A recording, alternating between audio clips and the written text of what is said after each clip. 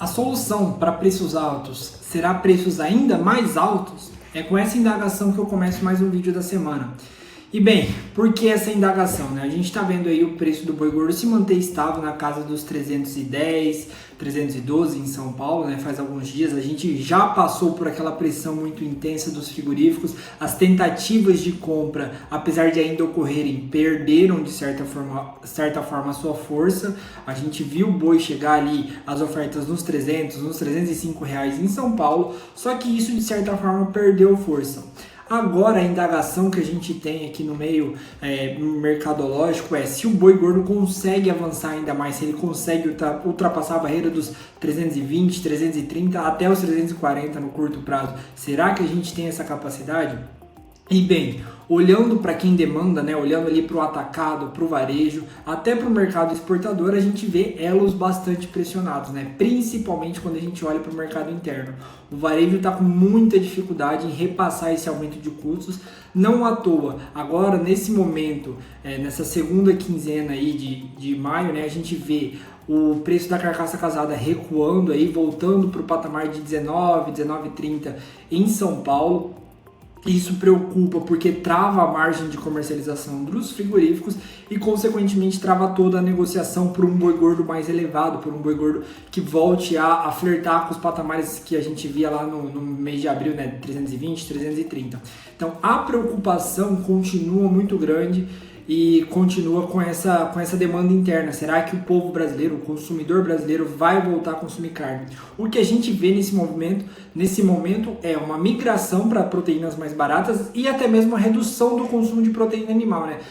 Agora a gente vê o frango resfriado batendo recorde de preço, não só pela migração de consumo, mas também pelo custo de produção maior, né? Então a gente vê um ciclo produtivo de frango já entrando com um custo de produção maior por conta do milho e do farelo de soja muito caro.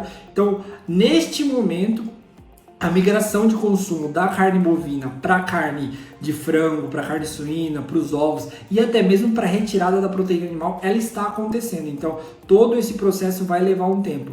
O que a gente fica indagando e a gente se preocupa nesse momento é: será que a retomada econômica vai levar a gente para um novo patamar de preço? A gente tem a expectativa de que a vacinação caminhe, de que consequentemente a gente tenha menos mortes aí por milhão de habitantes e essa diminuição, a volta da normalidade, o fim das restrições é muito esperado para que a gente tenha uma recuperação econômica e, consequentemente, uma retomada do consumo de carne bovina. Querendo ou não, o povo brasileiro gosta da carne bovina e consome muita proteína animal. Então, dentro desse cenário, o que a gente ainda observa é uma demanda interna fraca, uma demanda interna que preocupa muito nesse momento, apesar de que a oferta continua muito restrita e dá muita sustentação para o boi gordo. Para a gente alcançar novos patamares e falar de uma arroba mais cara, a gente ainda tem que conversar sobre essa demanda interna. E enquanto a gente não tem aí o fim das restrições ou até mesmo o fim desse receio da população de maneira geral em sair, em consumir mais proteína, em gastar mais com alimentação de proteína mais cara, a gente ainda não pode falar de uma demanda robusta, principalmente internamente. E além disso, a gente tem aí outro fator que no caso é a demanda externa, né? O nosso boi, competitivamente falando, em dólares, ele já está muito caro. O dólar voltou para esse patamar de 5,20, me desculpa. Então ele voltou para esse patamar de 5,20, a gente falava em dólar de 5,60, e a nossa arroba em dólar chegou aí num dos maiores valores aí dos últimos 10, 11 anos, né? A gente tem uma arroba agora de 60 dólares por arroba, e isso de certa forma trava a nossa comercialização também no ambiente externo, diminui a margem dos frigoríficos na hora de vender a nossa carne, porque eles têm que aumentar o preço em dólar e consequentemente perde um pouco da sua competitividade. Isso a gente já viu de certa forma nessa primeira semana de maio.